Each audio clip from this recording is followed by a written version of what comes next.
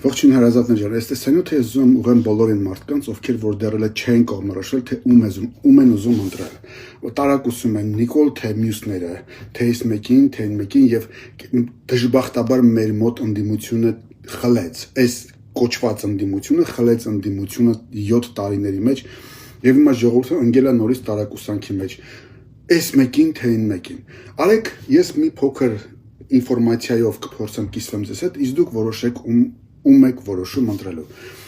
Այս ամբողջ քաոսը մեր մոտ սկսվեց 2020-ի պատերազմից, երբ որ մենք տանուլ տվեցինք, ու ժողովուրդը սկսեց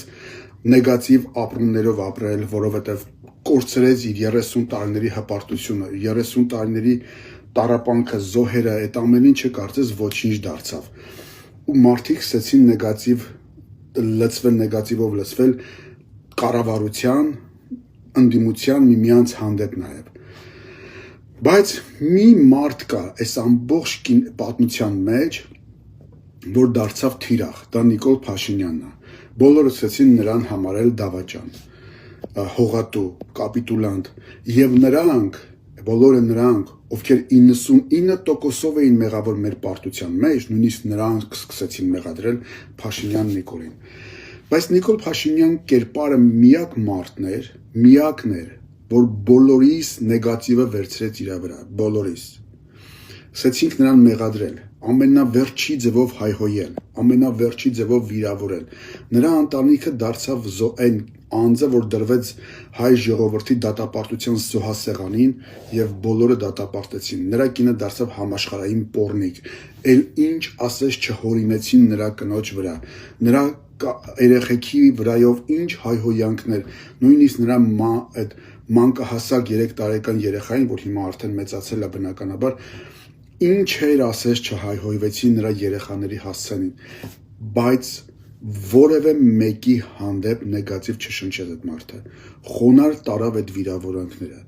բոլորս ինչ ասեցինք, լուր տարավ, լուր,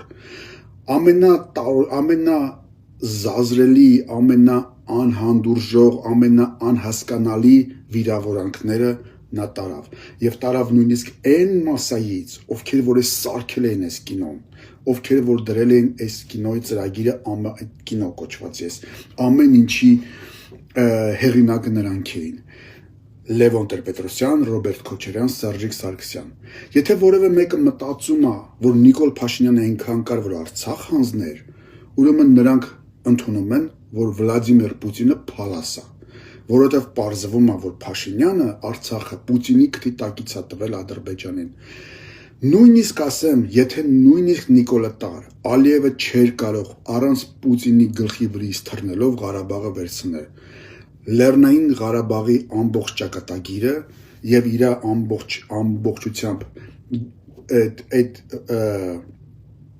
այսպես կոչված արկղի բանալին եւ ինքը ամբողջությամբ գտնվում էր Կրեմլում։ Նրա ճակատագիրը որոշվել է Կրեմլում։ Այնպես որ Նիկոլ Փաշինյանը իր տեղով մեկ բոմբ լիներ, անհնար էր Արցախի ճակատագիրը ինքը որոշեր։ Առավել եւս, երբ որ դու կարդում ես նոյեմբերի 9-ի պայմանագիրը, իմ քմոտ հարց առաջանում, լավ, եթե Նիկոլն է տվել Ղարաբաղը, Պուտինը խիա խառնվում իրար, թող ասեր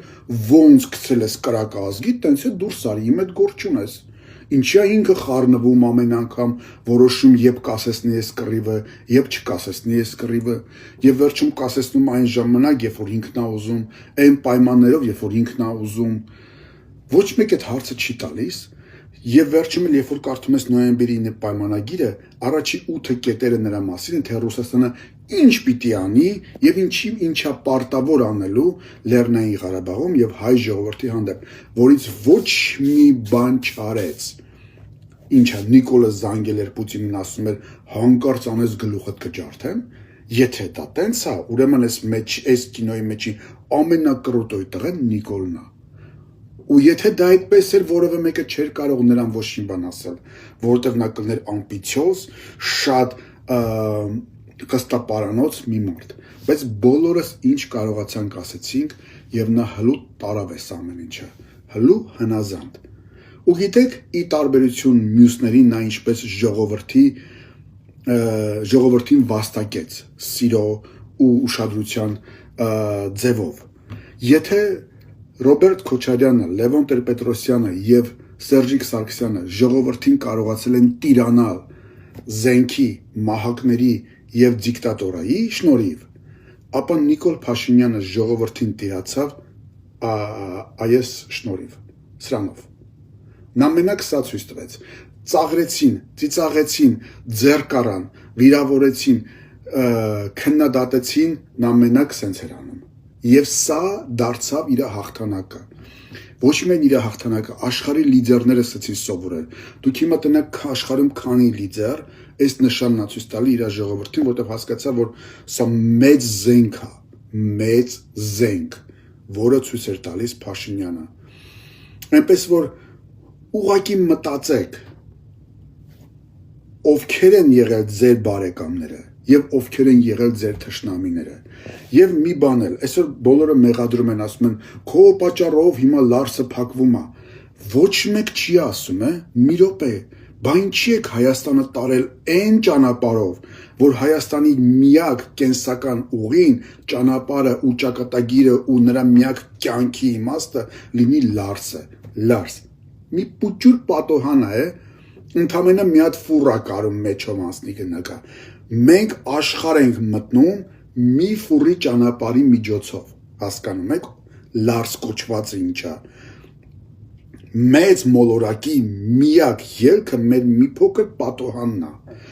Ոչ մեկ չի ասում, այ Ռոբերտ, այ Լևոն, այ Սերժ, այս ինչ մեր գլխին բերեցիք, արա դուք։ Այս սուր տարակ մեզ, որ երբ որ Պուտինի կապրիզը կայնում է ու ինքը գրգռվում է,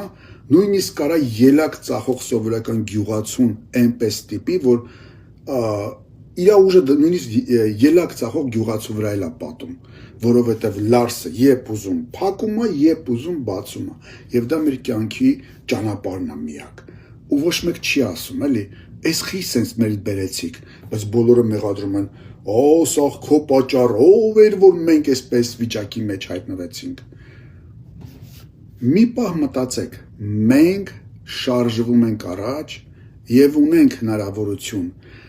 Երկու հնարավորություն է մեր ձեռքը 2026-ին։ Մնալ Լարսի հույսի վրա, իսկ Լարսը մենակ հիմա չի փակվել։ 2013-ին էլ փակվեց, 2014-ին էլ փակվեց, 15-ին էլ փակվեց։ Երբ որ Հայաստանը մի փոքր ուզում էր կապրիզանել, Լարսը փակվում էր միանգամից։ Երբ որ Հայաստանը ասում էր գազը խիեք թանկացնում, մի թանկացրեք, Լարսը փակվում էր միանգամից։ Ամեն անգամ, երբ որ հիշեք, գազը թանկացնելուց առաջ Լարսը փակվել։ Ադրբեջանի զենք էին տալի, ասում ենք խիեք ծախում, Լարս էր փակվում։ Երբ որ մենք ասում ենք մի քիչ Եվրոպայի հետ ուզում ենք մի հատ գնանք, մի հատ միջոցառում անենք, Լարս էր փակվում։ ՆԱՏՕ-ից մի հատ մարդ է գալիս, մենք հյուրասրենք, հյուրընկալենք, Լարս էր փակվում։ Ամեն ստից բանի համար Լարս էր փակվում։ Իսկ այդ ԵԱՏՄ կոչված այդ սուտ կեղծիքը մենակ մեզ տալիս է մի հատ Լարսի ճանապարհ։ Մի հատ Լարսի ճանապարհ։ Մտածեք, մենք մնանք այդ Լարսի հույսին, թե շարժվենք առաջ։ Սա ամենակարևորն է։ Ու վերջին մի բան էլ, որը շատ կարևոր է, որ քո ընտրությունը դու որոշում կայացնես։ 300,000 ադրբեջանցիներ։ Դիցուկ ընդունենք 300,000 ադրբեջանցիներ։ 300,000 չէ, 300 ընդամենը ադրբեջանցիներ են որոշում կան։ Որևէ մեկը չի ասում, լավ իշխանությունները լմիկում, ժողովուրդը պատրաստ է ընդունելու այդ 300,000 կամ 300 կամ ինչ որ մի որոշ, հələ ես այդ ճչանթիվը չեմ ասում, ադրբեջանցիների։ Այն նախկիններից որևէ մեկը չի խոսում, գիտեք, ժողովրդի կարծիքի մասին։ Անընդհատ բրդում են 300,000 ադրբեջանցի գալիս է,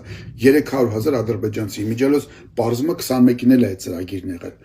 Ոչ մեկ նրանցից ժողովրդի կարծիքի վրա հենված չի։ Նա չի ասում, ժողովուրդ կհամաձայնվեք, թե չէ։ Իսկ ժողովուրդը թույլ կտա 300,000 ադրբեջանցի, չէ, գոնե 300 ադրբեջանցի մտնի Հայաստան։ Never։ Բայց մի կարևոր մի բան կա, որ մենք չենք նկատում։ Միակ պատճառը, որ ժողովուրդը ստիպված կլինի համակերպվելու այդ իրավիճակին, դա երբ որ ժողովրդի վրա, սեփական ժողովրդի վրա զենք բարձրացնեն ու ճնշեն զենքով, ուժով ճնշեն այդ բողոքը։ Հարց ժողովրդիս, մանավանդ այն մասային, ով դեռ որոշված չի։ Որ իշխանությունն էր զենք եւ ուժ կիրառում սեփական ժողովրդի վրա եւ որ իշխանությունն է, որին անվանեցին դավաճան, հողատու, կապիտուլանտ, սրիկա,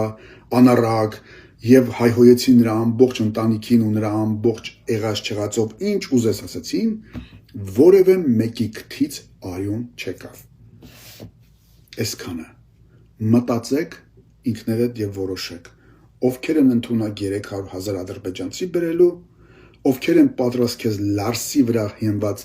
ճակատագիր խոստանալու եւ ասելու քեզ էսա հասնում Հայաստան քո ելակը կգնա այն ժամանակ երբ որ կուզենք, չի գնա երբ որ կուզենք որ չգնա եւ ով էր որ պատրաստ է Հայաստանը դեպի միջազգային հանրություն բարձրացնելու։ Աստված օրհնի Հայաստանի Հանրապետությունը եւ հայ ժողովրդին։